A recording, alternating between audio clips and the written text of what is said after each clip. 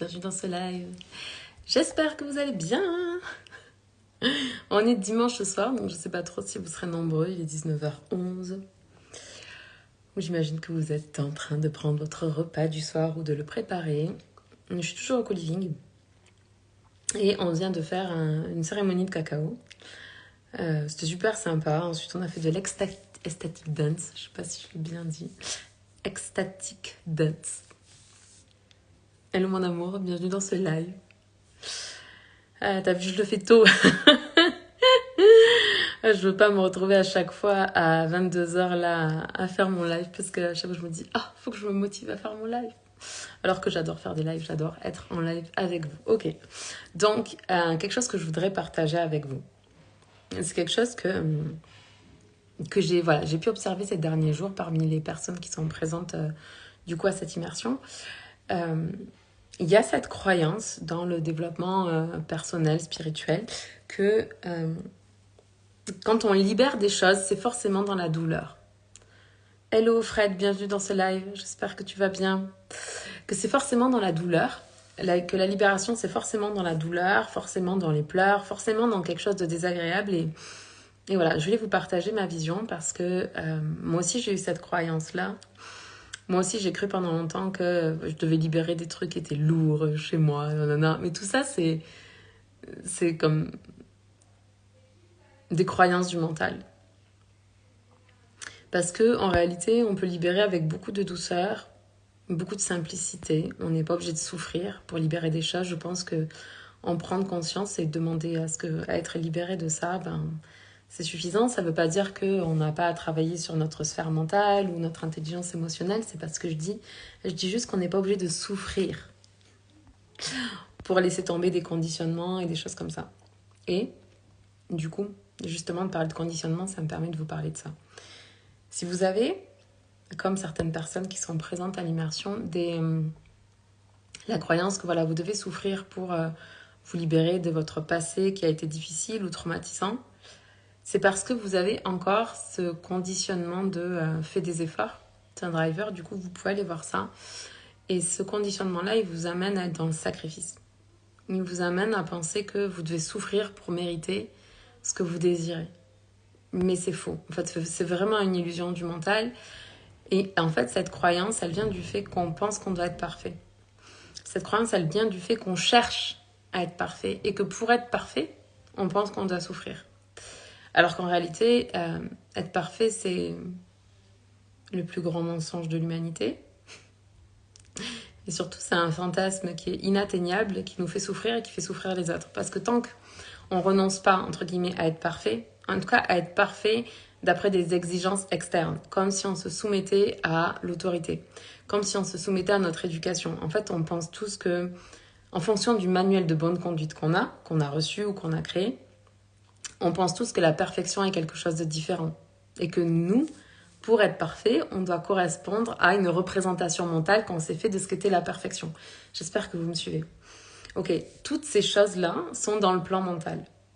Elles ne sont pas dans le plan spirituel. Dans le plan spirituel, tel que vous êtes ici, aujourd'hui, maintenant, vous êtes absolument parfait dans tout ce que vous êtes. Vous êtes parfait dans vos talents, vos dons, dans vos parts de manque, dans vos ombres, dans votre lumière, dans vos forces, dans vos faiblesses, dans votre vulnérabilité, dans absolument tout ce que vous êtes parfait.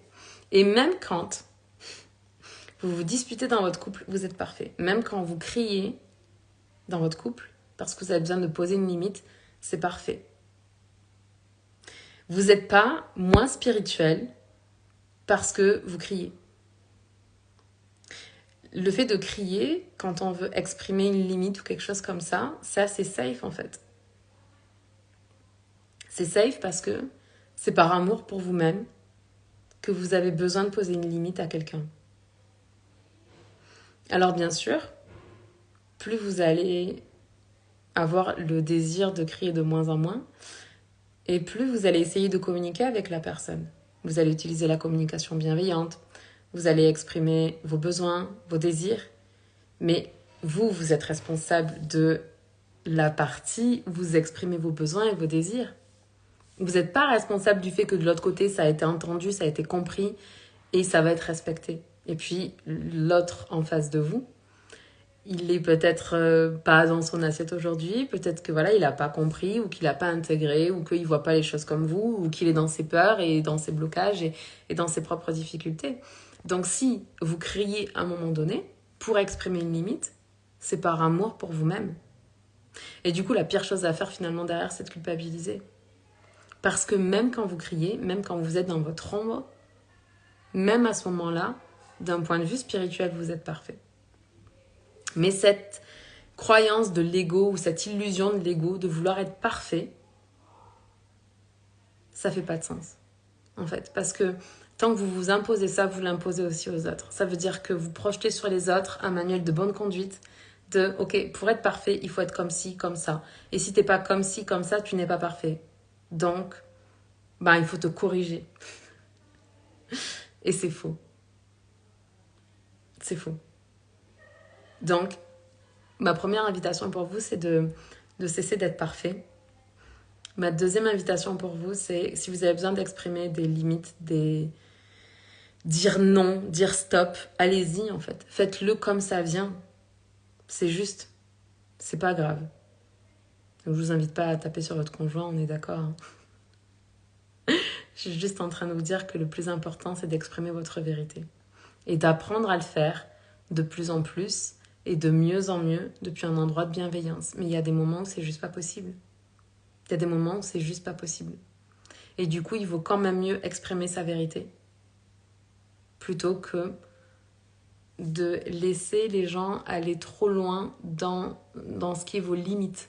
Parce qu'en fait, quand vous faites ça, vous perdez en confiance en vous, en amour de vous, en image de vous, en estime de vous. J'arrive pas à le dire, mais en fait, vous représentez pas votre valeur. Et comme vous représentez pas votre valeur, vous pouvez pas montrer cette valeur dans le monde. Et du coup, les gens, ils vont pas savoir quelle est votre valeur. En fait, la plupart des personnes ont besoin de comprendre une limite. Les enfants, quand ils grandissent, ils ont besoin qu'on leur pose un cadre dans lequel ils vont pouvoir évoluer. Et bien sûr qu'ils vont aller pousser le cadre pour voir jusqu'où il peut aller. C'est normal, en fait, ça fait partie de leur construction. C'est pour ça que c'est très important d'avoir un cadre avec des enfants, parce que s'il n'y a pas de cadre, vous voulez qu'ils poussent quoi? Ils vont aller pousser les règles de la société. Et s'ils poussent les règles de la société, ça veut dire que d'un point de vue de la morale ou d'un point de vue légal, ils vont aller pousser ces limites-là aussi. Et c'est pas ce que vous souhaitez pour vos enfants. Donc il vaut mieux que dans la maison, dans le cadre de la famille qui est safe, ils puissent aller un peu pousser les limites pour pouvoir s'affirmer en tant qu'être humain. Donc ça veut dire quoi? Si on grandit comme ça, si on grandit avec cette crise d'adolescence et ce besoin d'aller revendiquer notre unicité, ça veut dire que les gens en face de vous, ce qui fait qu'ils arrêtent de pousser dans ce que vous considérez comme votre cercle, je sais qu'il y a un mot mais là je ne le trouve pas, votre cercle à vous en fait, votre espace privé, votre espace personnel, ça veut dire qu'ils vont aller chercher la limite jusqu'à ce que vous disiez non. Ils vont le faire parce qu'ils ont fait ça toute leur vie. Donc ça n'a rien à voir avec vous. Ça a juste à voir avec le fait qu'ils attendent le moment où vous allez dire non. Combien j'ai de clients qui se sacrifient pour les leurs, pour leurs amis, pour leur famille et tout, qui disent toujours oui, qui disent jamais non, même d'un point de vue financier, où en fait il y a toujours une copine par exemple qui va me dire hey, tu peux me prêter 30 euros ce mois-ci, j'arrive pas à faire le mois. Ah tiens, est-ce que tu pourrais m'avancer 200 euros, enfin, etc., etc. Et puis à un moment donné, en fait, la copine en question, elle a pris l'habitude de demander de l'argent. Celle qui prête de l'argent, elle ose plus poser sa limite parce que ça lui fait aussi plaisir d'aider. Le problème, c'est que vous êtes complètement déséquilibré à ce moment-là. Parce que vous n'avez pas posé une limite. Et ça ne veut pas dire qu'il faut briser la relation. Ça veut juste dire qu'il faut venir exprimer ce qui est juste pour vous, ce qui est votre vérité. Je réfléchis pour voir si je voulais partager autre chose. Oui. Le truc sur lequel je veux vraiment insister, vraiment, c'est parce que je vois beaucoup trop de personnes penser que pour être heureux, il faut souffrir avant.